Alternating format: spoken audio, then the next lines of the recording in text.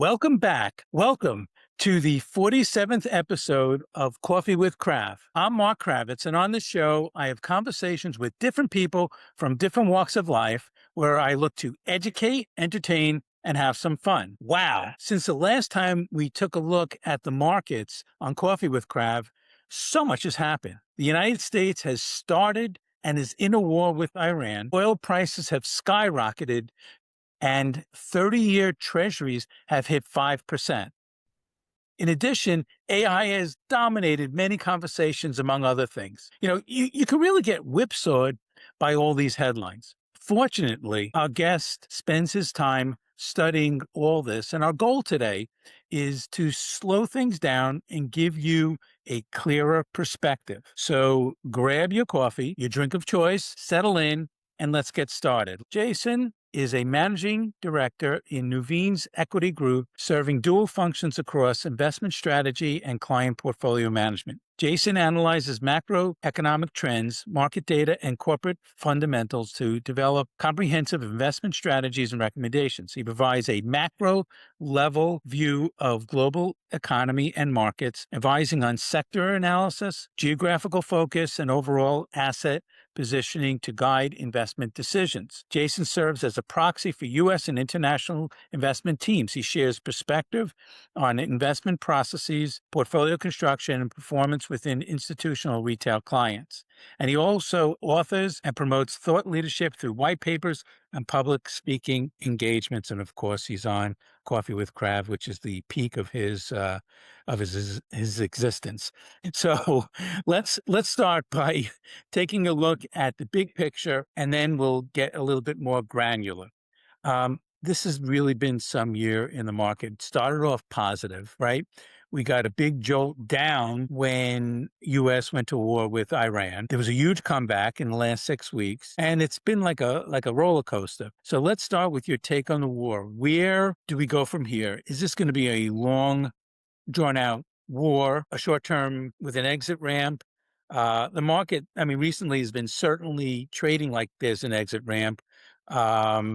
Is that your take, or how do you think things are going to turn out there? Yeah, no, it's probably the most important question regarding the economy and markets today. And first off, thank you, Mark, for inviting me to Coffee with Krav. I'm thrilled to be here.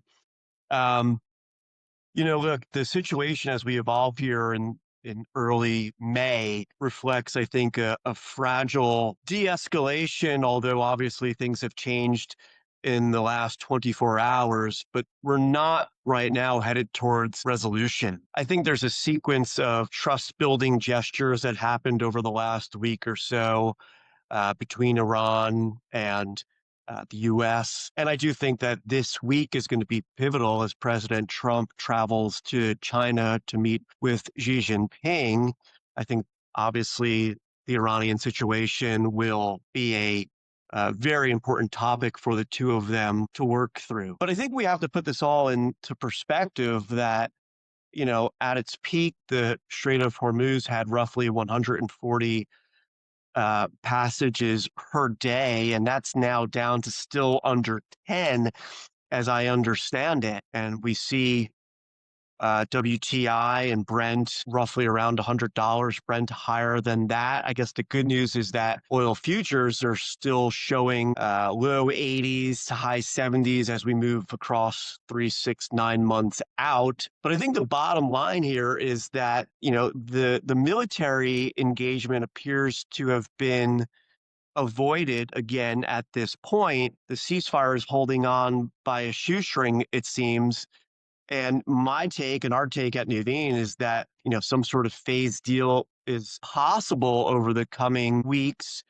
But right now, it seems like it still remains a long way off. The IRGC's willingness to sort of undermine any leadership negotiations that have taken place really do represent an escalation risk. So, I heard a new term coined the other day, which is nacho, a chance Hormuz opens. I don't know if that's accurate or not, but I think, as we think about where the markets are and the economy is, so much is going to be tied to the duration of this war at this point, and hopefully all parties can find an off-ramp very quickly. And you mentioned, Trump meeting with Xi Jinping.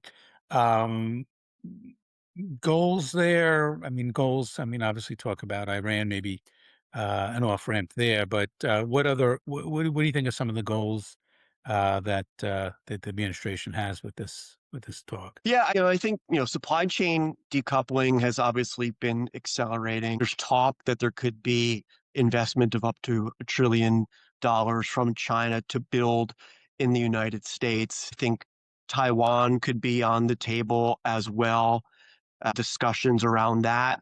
And I think that's more going to be driven by the Chinese side and probably asserting themselves and saying, stay out of our way if we make choices there. Obviously, the tariff discussion will be one. We see now 25% tariffs on European autos. We're obviously working through Section 232 metal tariffs and all of the others. So I think that's going to be a big part as well. Obviously, anything is possible through these two leaders, but our hope is that there's a constructive dialogue. Obviously, dealing with the many problems both countries are having right now, and that they do not use as much time on talking about philosophical differences, and hopefully use that time to work towards resolving a lot of the problems that both countries and the globe is facing at this time. Okay. Going over to inflation. Headline inflation, March 3.3%. Core inflation 2.6%. Fed goal is generally 2%, right? What are your thoughts on inflation? And let's just assume that the war ends in a relatively medium time frame. Yeah. Have we reached the peak inflation, and where do we go from here? It's one of my biggest concerns. And, the term stagflation, which is defined as low growth with inflation, is something that's entering our vernacular again. I mean, the CPI this morning, month over month on the headline, was up 0.6%, now 3.8 year over year. The core, which strips out energy and food, which obviously energy is a key driver, gas year over year is up 28%. At this point was up 2.8. So you're right. I mean, if we think about the Fed and their dual mandate of being full employment, which we can check the box there, and then price stability that they define as 2% inflation, we're still above that. Um, I do worry that with the Strait of Hormuz still, having such low passage, we could be in for some more inflation from areas that we aren't thinking about all that much. I mean, we're continually talking about oil and liquid natural gas, but we're not talking about fertilizer or synthetic fertilizer, which is part of roughly 50% of the food supply. Helium, which that goes straight into the semiconductor space. Companies that we've spoken to, think they have another 4 months at this point of helium on supply, coolant in the semiconductor process.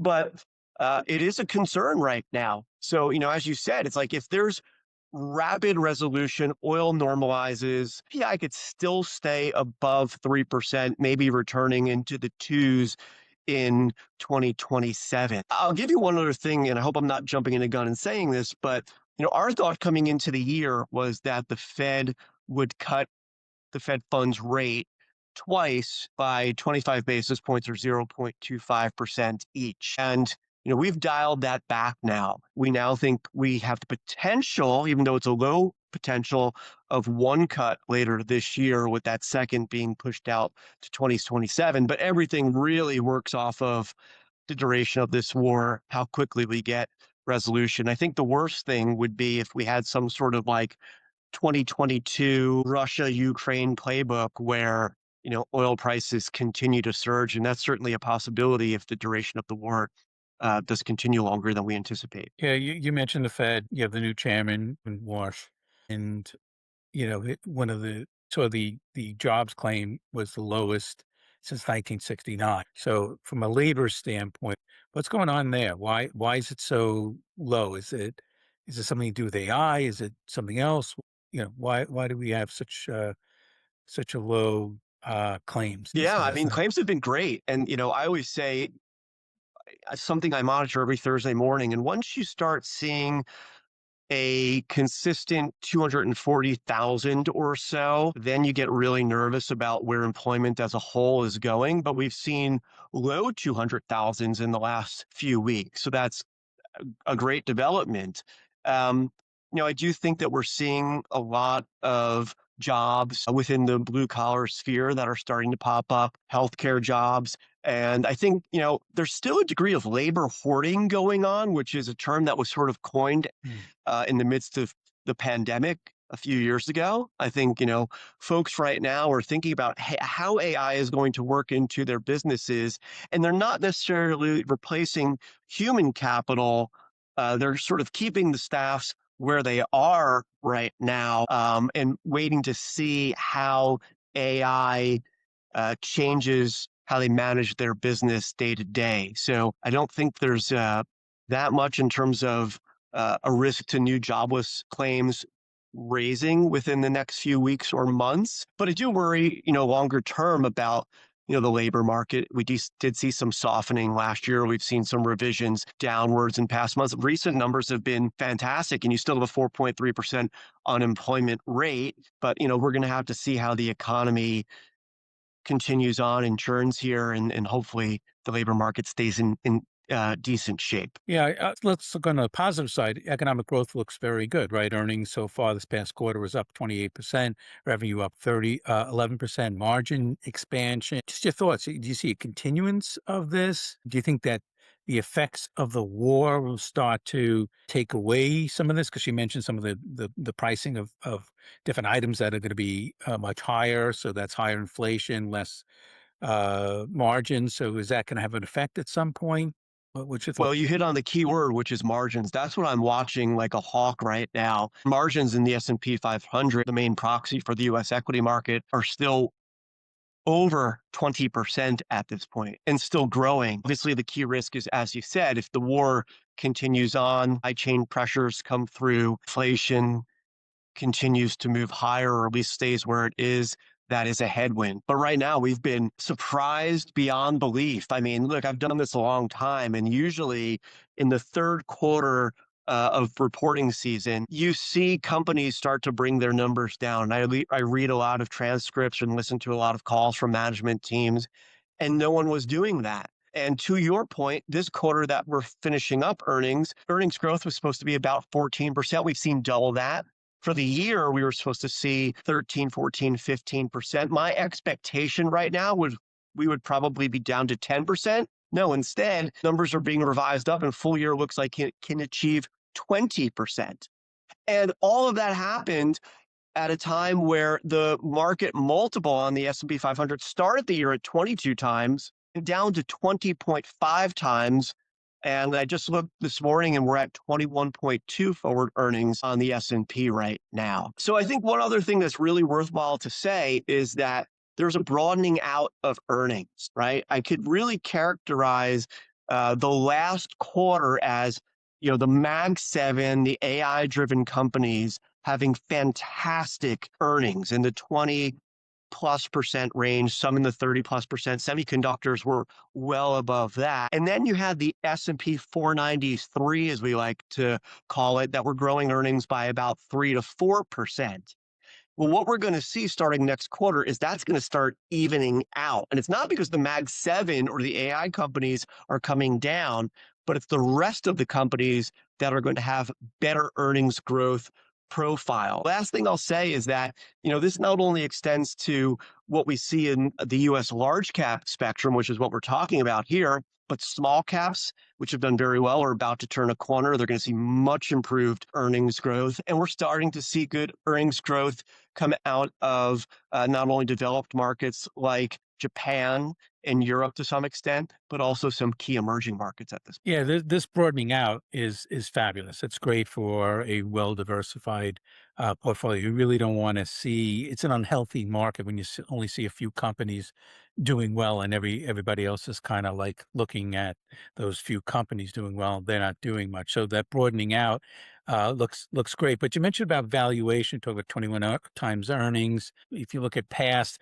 we've seen as low as single digits. We've seen average of 15, 17. Now it's average 2021. Is this a new way of looking at valuations in the market? Should we be ignoring what we've seen in the past where it's, 15 or 17 times earnings, that 2021 is more the norm? Is the fact that the 30-year Treasury hit 5%. Is that going to have some kind of negative effect on the market? So would people say, "Oh my God, I can get 5% on Treasury. Wow, that's great. Let me go there instead of putting more money into the market." What's your thoughts on that? Yeah, I mean, that very well could be the case.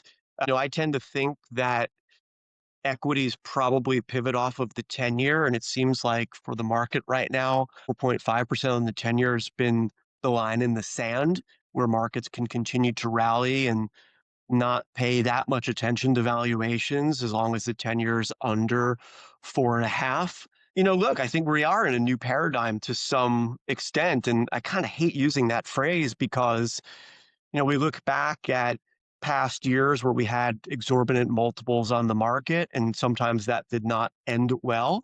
But, you see tech right now trading well below its 10-year average.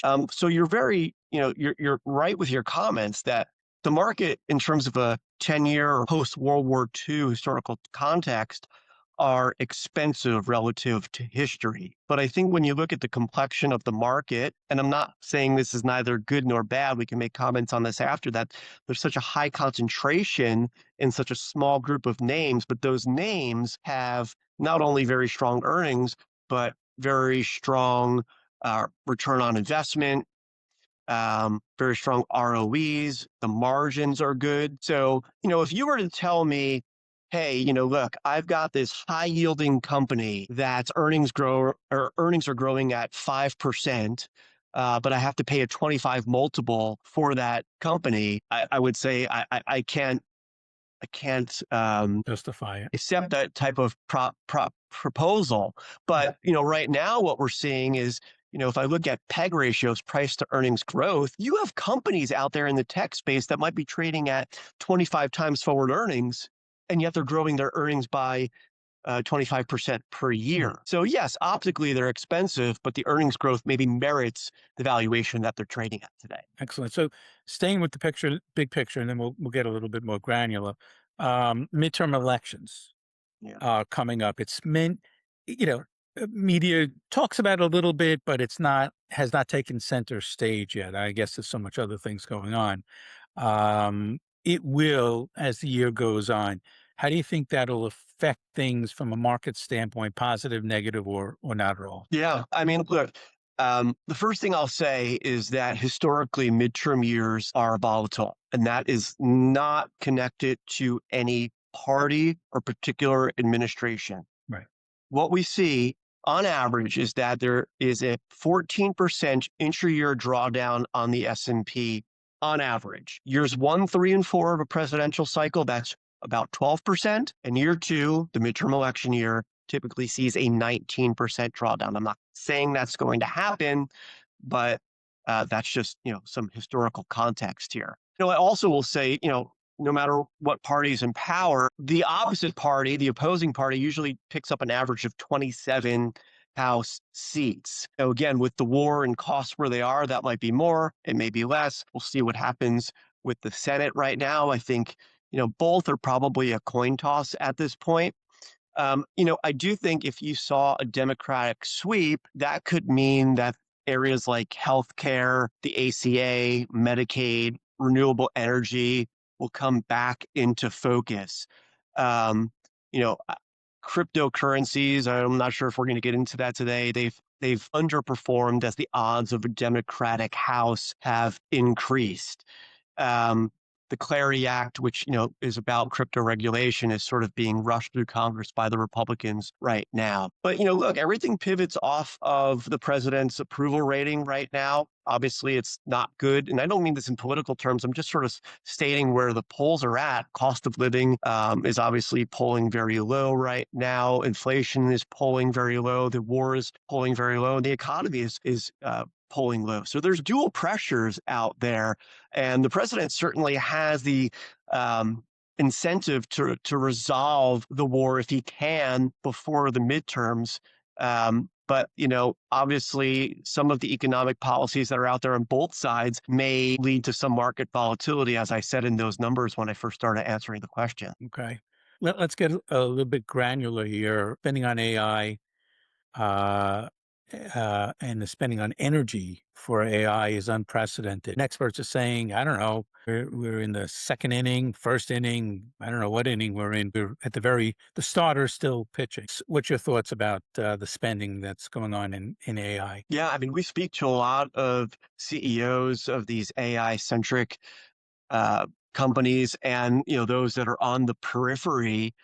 And I've seen numbers this year that we're going to do north of $750 billion of capex from the hyperscalers alone. Other reports show 875 billion. We've spoke to individual CEOs of major companies that have said, we could see this going to north of a trillion by 2027. I do think that if we roll the tape back to September when software started selling off, there is a new thought process in AI overall right now. The participation trophy phase of AI is over, and the investors are now really looking at who's going to come out as a winner or a loser, who's going to see productivity gains, who's going to see return on investment.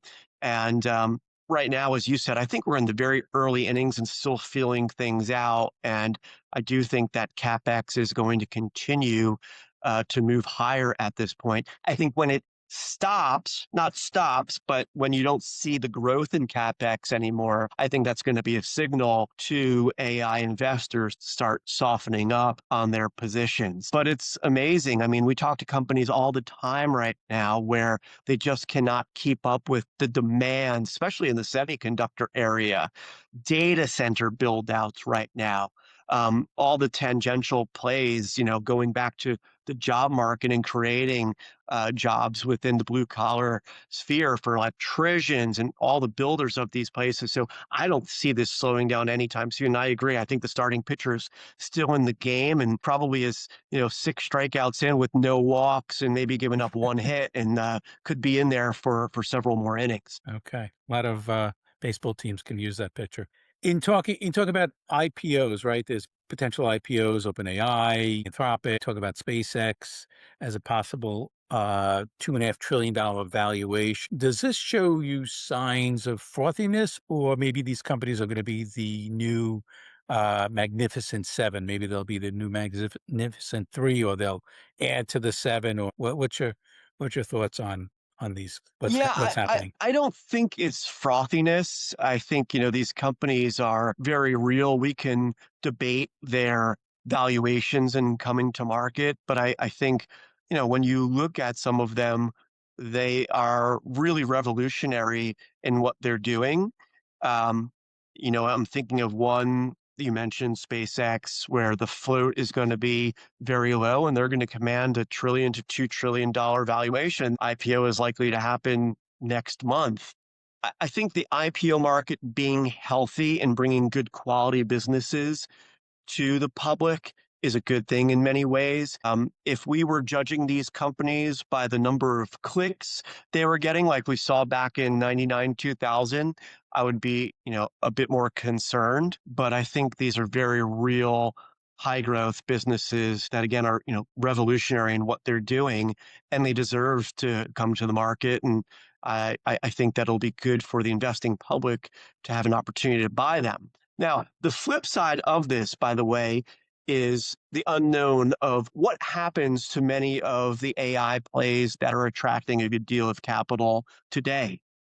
Um, do people are they forced to sell out of some of these names to reallocate to the IPOs? And we were having that discussion yesterday, and I think that's a very real possibility. But again, I think you're going to really have advisors and investors that are going to be extremely careful and diligent about choosing and selecting the haves from the have-nots, the potential winners from those that may fall by the wayside a little bit. So I think it's good for the market overall, and it shows the health of the economy and in the market at this point. So last year, national stocks had their time in the sun. Is this a one-year phenomenon, or is this a multi-year catch-up as our markets, as the S&P 500 in our markets in the United States has outperformed international for many, many years? So Was this a one-time phenomenon, or what do you think? I don't think so. So you're right. Last year was the first year since 2006 where both developed markets like the UK, Europe, Japan,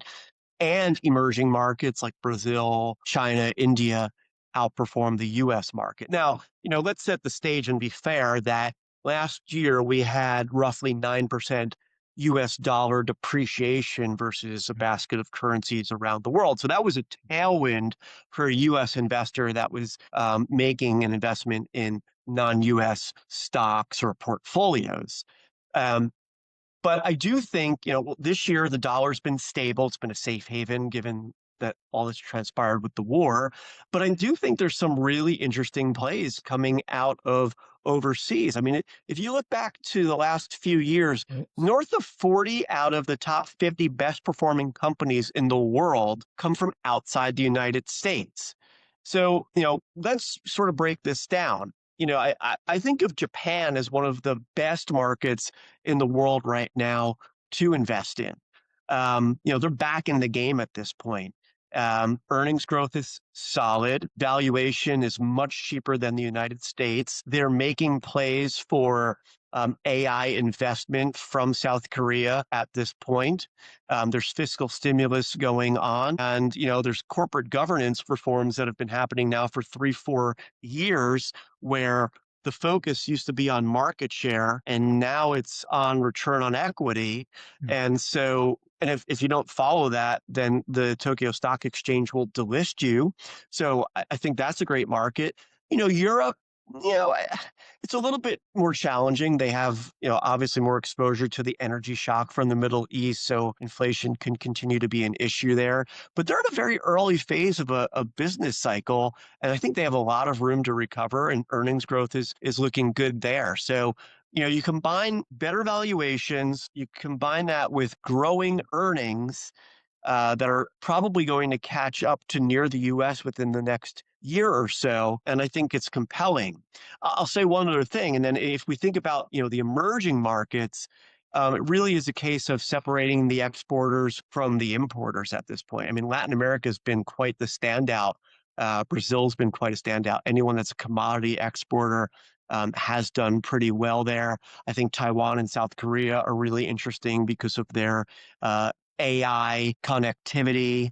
Some of the energy importers like India, even though I think the demographics there are fantastic, might have a little bit of a headwind for some time. So I can't call whether this will be a one-year phenomenon, but I can say that I think non-US equities deserve a place in everyone's portfolio. And what that percentage is depends on your work with your clients. But I think it's an area that's going to do well over the next several years.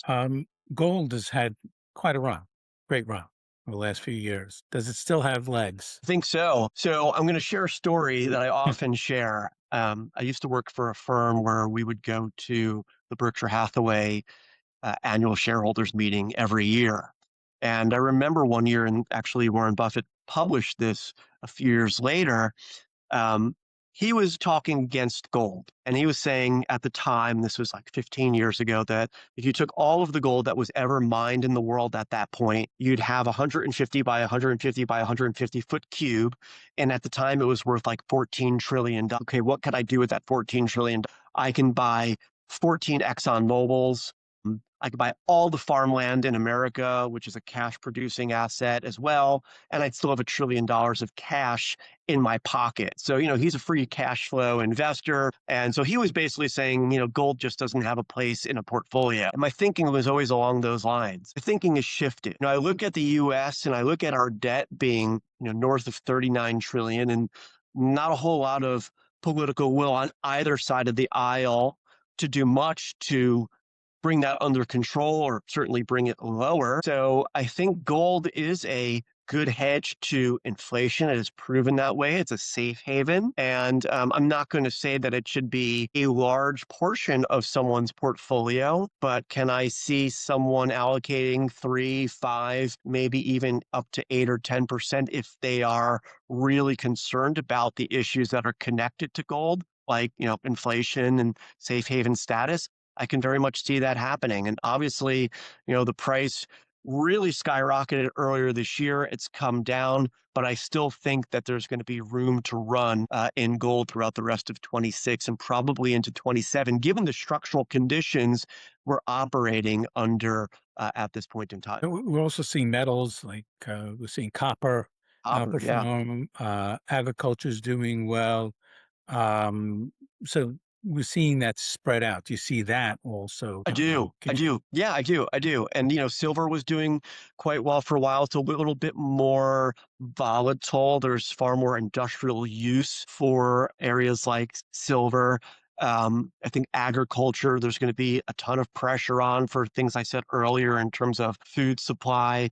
Um, Farmland's a very interesting place to look at inflation protection there as well. And copper, copper is really important, not only because of the money that you can make for investing in copper, but copper is probably the one metal that really is a marker for economic health. So if you see the price of copper moving higher, it actually shows that from a global economic perspective, there is some expansion, which, right now, given all that's going on, it's good to see. There was just, a report out yesterday on that. I think it's a positive development to see copper continuing to appreciate at this point. Yeah. So I know you gave us Japan, some emerging markets that you like. What other opportunities do you think looks good in the marketplace for the rest of this year? Small caps at this point, I know they've come a long way, but you've got to be careful with small caps. Let me say that's first. Let me give the disclaimer, which is, if you look at the Russell 2000 index, which is the US proxy for small cap companies, roughly 40% of the companies are unprofitable entities. So you really have to know what you're buying, whether that's in the healthcare or biotech space, whether it's in the financials, the regional banking space. But, as I said before, you're going to see earnings completely turn a corner next quarter. And you should see north of 40% earnings growth out of that index. That'll be better than US large caps. And while we're trading at 21.2 on the S&P 500, you're trading a little bit north of 18 times on the Russell 2000 right now. But I'll stress again that finding a good active manager that can ferret out the very best opportunities, that has research analysts that are combing through different stocks and picking them out based on merit is extraordinarily important in that area. So I think that's one that's going to make some nice headway the rest of the year. The other thing that we've been getting more and more questions on, it sort of ties into what you were asking about international. A lot of people are hiring managers now that are global in nature and allowing the managers to pick, that balance between the US and non-US based on how they're looking out at the world, companies they're meeting with, what their research analysts are seeing. So, that's an area that, we think as you would get from my comments that I'm, modestly bullish on non-US as well as the US, that, finding the very best spots across the globe, I think is some place that a lot of investors are gravitating to and will continue to for some time. I know it might be early to look at next year, but I'm going to ask you anyway.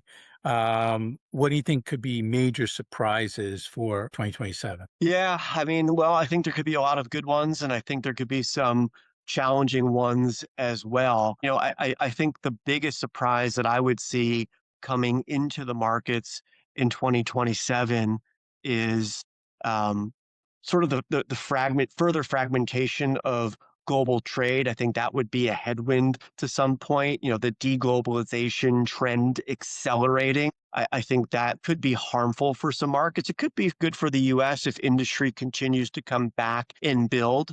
I think for the US markets, I think, AI